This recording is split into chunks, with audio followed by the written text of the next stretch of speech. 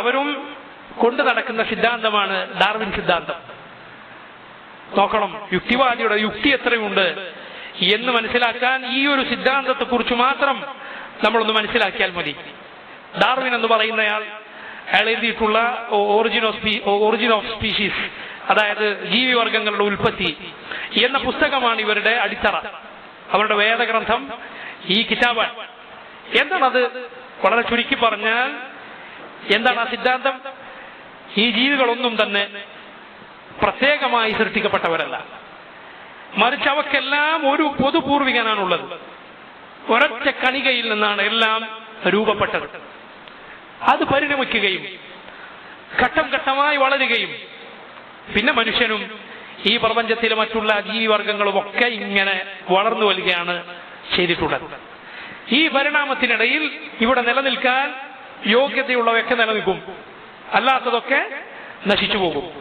അതിനാണ് അയാൾ natural selection എന്ന് വിളിച്ചത്. എന്ന് പറഞ്ഞാൽ പ്രകൃതി നിർദ്ധാരണം.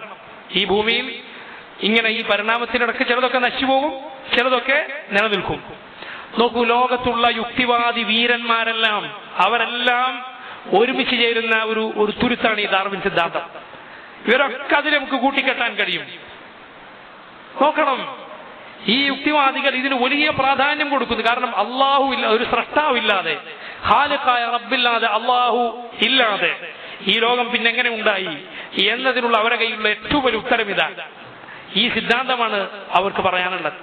നോക്കൂ, ഇതിനെ കുറിച്ച് പഠിച്ചിട്ടുള്ള ആളുകൾ എത്രമാത്രം വിലയില്ലാത്ത, എത്രമാത്രം ഒന്നിനും കൊള്ളാത്ത, ഒരു മൂല്യവുമില്ലാത്ത, ഒരിക്കലും നിലനിൽക്കാത്ത, അങ്ങേയറ്റം വിഡ്ഢിത്തം നിറഞ്ഞ സിദ്ധാന്തമാണിതെന്ന് തെളിയിച്ചത് നമുക്ക് കാണാൻ കഴിയും. അതിനുള്ള ഒന്നാമത്തെ പോയിന്റ് തന്നെ നിങ്ങൾ നോക്കൂ, ഇത് അപൂർണമാണ്. എല്ലാ ജീവികളെ കുറിച്ചും ഇവർക്ക് പറയാൻ സാധിച്ചിട്ടില്ല എന്ന് മാത്രമല്ല, ഈ ലോകത്ത് നമ്മൾ നോക്കിയാൽ ഈ ലോകത്ത് 80% പ്രാണികളും അതുപോലത്തെ വർഗങ്ങളുമാണ് ഈ ലോകത്തെ ജീവിവർഗങ്ങൾ എന്ന് നമുക്ക് കാണാൻ കഴിയും. എന്നാൽ ആ പ്രാണിവർഗങ്ങൾ അവർ പരിണമിച്ചതാണോ, അതല്ല മുമ്പേ ഇങ്ങനെ തന്നെയാണോ? യാതൊരു മറുപടിയും ഇവരുടെ സിദ്ധാന്തത്തിലില്ല. പക്ഷികൾ അവരെന്തെങ്കിലും പരിണമിച്ചുണ്ടായതാണോ, അതല്ല മുമ്പേ ഇങ്ങനെയാണോ? യാതൊരു മറുപടിയില്ല. ഈ ലോകത്തെ 90% ജീവിവർഗങ്ങളെ കുറിച്ചും ഒന്നും പറയാനില്ല. അങ്ങനെയുള്ള സിദ്ധാന്തം അതിനെന്ത് വിലയാണുള്ളത്? രണ്ടാമത്തേത് നോക്കൂ സഹോദരങ്ങളെ, ഒരു നിർജീവമായ വസ്തുവിൽ നിന്ന് എങ്ങനെയാണ് ആദ്യം ജീവൻ ഉണ്ടായത്? ശരി, ആദ്യം ജീവൻ എങ്ങനെ ഉണ്ടായി എന്നതിന് എന്തുത്തരമാണ് ഇവർക്കുള്ളത്? ഏതോ ഒരു തടാകത്തിൽ പണ്ടെങ്ങനെ ഒരു കണിക ഉണ്ടായി. ശരി സഖാവെ, ആ കണികക്ക് എങ്ങനെയാണ് ജീവൻ വെച്ചത്? മറുപടിയില്ല. അതിന് യാതൊരു മറുപടിയില്ല. ആകെയുള്ള മറുപടി എന്താണ്? യാദൃച്ഛികമായി സംഭവിച്ചതാണ് എന്നതാണ് മറുപടി. എന്താണ് യാദൃച്ഛികം എന്നതൊരു വൈജ്ഞാനികമായ മറുപടിയാണോ? അതൊരു ശാസ്ത്രീയമായ മറുപടിയാണോ? നിങ്ങൾ ശാസ്ത്രത്തിന്റെ, അതുപോലെ അറിവിന്റെ, അന്വേഷണത്തിന്റെ, ചോദ്യങ്ങളുടെ അതിന്റെ ആളുകളല്ലേ? യാദൃച്ഛികം എങ്ങനെയാണ് ഒരു വൈജ്ഞാനികമായ മറുപടിയാവുക?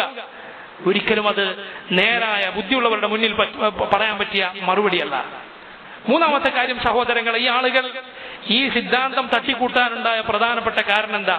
പല ജന്തുക്കളെയും കാണാൻ ഒരുപോലെയാണ്. അതുകൊണ്ടാണ് പണ്ടേ ചിലർ പറയാറുള്ളത്, ഏതൊരുത്തന്നെ കണ്ണാടി നോക്കിയപ്പോൾ തോന്നിയതാണ് ഈ സിദ്ധാന്തം. പല ജന്തുക്കളെയും കാണാൻ ഒരുപോലെയാണ് എന്നതാണ് ഇവരെ ഈ സിദ്ധാന്തം അത് തട്ടിക്കൂട്ടാനുണ്ടായ കാരണം ഇതാണ്. അതിന്മേൽ അവർ പിടിച്ചു തൂങ്ങിയത്. കുരങ്ങനാണ് എന്റെ പൂർവികൻ, അതിൽ അഭിമാനിച്ച് അതിൽ കവിത എഴുതിയ ആളുകൾ വരേണ്ടി ഇവരുടെ കൂട്ടത്തിൽ. എന്റെ പൂർവ്വപിതാവ് കുരങ്ങനാണ് എന്നതിൽ അഭിമാനിച്ച് കവിത എഴുതിയ ആളുകൾ. യഥാർത്ഥത്തിൽ യുക്തിവാദി എന്നല്ല കൂടുതൽ യോജിക്കുക, കുരങ്ങുവാദി എന്നാണ്. കുരങ്ങുവാദികൾ എന്ന വാക്കാണ് കൂടുതൽ യോജിക്കുക. പക്ഷെ അത് പറഞ്ഞ കുരങ്ങന്മാർക്ക് എന്തെങ്കിലും വിഷമം ഉണ്ടാവുമോ? അത് നമ്മൾ ചിന്തിക്കേണ്ടതാണ്. സുബ്ഹാനല്ലാഹ്. വേറൊരു കാരണം ഇവർ പറയുക, പല ജന്തുക്കളിലും ഒരേപോലത്തെ രോഗങ്ങളുണ്ട്, അതുകൊണ്ട് നമ്മൾ ജന്തുക്കളിൽ നിന്നുണ്ടായതാണ്. മനുഷ്യനും കുരങ്ങിനും ഒരേപോലത്തെ രോഗങ്ങളുണ്ട് അത്ര. ശരി, ഇവർ തന്നെ കെട്ടിപ്പുണരുന്ന ശാസ്ത്രം പറയുന്നുണ്ട് മനുഷ്യനിൽ ഉണ്ടാകുന്ന പല രോഗങ്ങളും എലിയിലുണ്ട്. എന്നാ അതും പറയണ്ടേ? എലിയിലുണ്ടായതായിക്കൂടെ മനുഷ്യൻ? ഇതിനൊന്നും സഹോദരങ്ങളെ യാതൊരു ഉത്തരവുമില്ല. മറ്റൊന്ന്, ഈ സിദ്ധാന്തത്തിലുള്ള ഒരു കെട്ടുകഥ, ഒരു ഖുറാഫത്ത് എന്ന് പറയാം. എന്താണത്? ജീവികൾ ഇങ്ങനെ ജീവിച്ചു വരുമ്പോൾ അവരുടെ അവയവങ്ങൾ ഏതെങ്കിലും ഉപയോഗിക്കാതെ വെച്ചാൽ അത് കാലം കഴിയുന്നതിന് ഇല്ലാതായി പോകും. അതുപോലെ നന്നായി ഉപയോഗിച്ചാൽ അത് വളരും, വികസിക്കും. എന്നിട്ട് പറയും, നോക്കൂ ജിറാഫിന്റെ കഴുത്ത് നോക്കൂ, അതെങ്ങനെയാണ് ഇത്ര നീണ്ടത്? അതിങ്ങനെ ഇലകൾ കടിക്കാൻ വേണ്ടി കഴുത്ത് നീട്ടി നീട്ടി നീട്ടി അങ്ങനെ നീണ്ടുപോയതാണ്. ശരി, അപ്പൊ തിരിച്ചു ചോദ്യം, വേറൊരു ജന്തു ഉണ്ടല്ലോ ഇവിടെ കുറെ കാലമായിട്ട് കഴുത്ത് നീട്ടുന്ന ആട്, ആ സാധുവും നൂറ്റാണ്ടുകളായി ഇങ്ങനെ കഴുത്ത് നീട്ടിക്കൊണ്ടിരിക്കുന്നു, എന്താണ് ഇപ്പൊ കഴുത്ത് നീളാത്തത്? ഉത്തരമില്ല. ഡാർവിൻ പറയുന്നു, നമ്മുടെ പൂർവികൾ ശരീരത്തിൽ ധാരാളം രോമങ്ങളുണ്ടായ ആളുകളായിരുന്നു. പക്ഷെ കാലം കഴിയുന്നതിന് അവരുടെ രോമങ്ങൾ ഇങ്ങനെ കൊഴിഞ്ഞുപോയി. കാരണം രോമങ്ങൾ അവർ ഉപയോഗിച്ചില്ല, അത് ആവശ്യമില്ല. അപ്പോൾ ഡാർവിനോട് തിരിച്ചുള്ളൊരു ചോദ്യമുണ്ട്, എന്നാൽ സ്ത്രീകളെക്കാളും പുരുഷന്മാർക്ക് രോമമുണ്ടല്ലോ, അവർക്ക് കുറവാണല്ലോ. അപ്പൊ അയാളുടെ ഉത്തരം അജീബായ അത്ഭുതകരമായ ഉത്തരമാണ്. അയാൾ പറഞ്ഞു, അത് സ്ത്രീകളുടെ സൗന്ദര്യത്തിനും അവരുടെ അതുപോലുള്ള കാര്യങ്ങൾക്കുമൊക്കെ അതാണ് ആവശ്യം.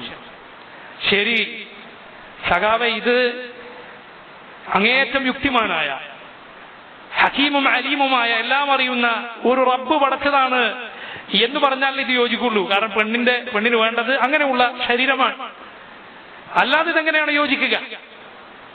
തികഞ്ഞ വൈരുദ്ധ്യമാണ് ഈ ആളുകൾക്ക് പറയാനുള്ളത്. ഈ യുക്തിവാദികൾ എന്ന് പറയുന്ന ആളുകളുടെ യുക്തിയുടെ നിലവാരം എന്താണ് എന്ന് പറയാൻ ഈ ഒരു സിദ്ധാന്തം മാത്രം മതി. നിങ്ങളുടെ സിദ്ധാന്തം, അതിനെക്കുറിച്ചുള്ള ചോദ്യങ്ങൾക്ക് മറുപടി ഉണ്ടാക്കാദ്യം, അതിനെക്കുറിച്ച് സമാധാനം ഉണ്ടാക്കാദ്യം, എന്നിട്ട് അള്ളാഹുവിന്റെ ദീനിനെ നിഷേധിക്കാൻ, അതിനെ കൊഞ്ഞനം കാട്ടാൻ, അതിനെക്കുറിച്ച് സംശയം മുസ്ലിം മക്കളുടെ ഹൃദയങ്ങളിൽ ഇട്ടുകൊടുക്കാൻ എന്നിട്ടും ആദ്യം നോക്കണം. ഈ ആളുകളുടെ അടിസ്ഥാന സിദ്ധാന്തം, ഇവരുടെ അഖീദയാണ് ഈ പറഞ്ഞത്, ഇവരുടെ ഈമാൻ, ഇവരുടെ ഏറ്റവും വലിയ വിശ്വാസം ഇതാണ്, ഇവരുടെ സിദ്ധാന്തം ഇതാണ്, ഇവരുടെ ഏറ്റവും വലിയ ആചാര്യനാണ് ഡാർവിൻ. ഇത്ര പടുവിഡ്ഢിത്തം ബുദ്ധിയുള്ള അന്നം തിന്നുന്ന ആളുകളുടെ മുന്നിൽ പറയാൻ പറ്റാത്ത വിശ്വാസം, അത് അടിസ്ഥാന സിദ്ധാന്തമായി കൊണ്ടു നടക്കുന്ന ആളുകളാണ് ആ ഹദീസിൽ ഇങ്ങനെയില്ലേ, ഈ ചരിത്രത്തിൽ ഇങ്ങനെയില്ലേ എന്ന് പറഞ്ഞു വരുന്നത്.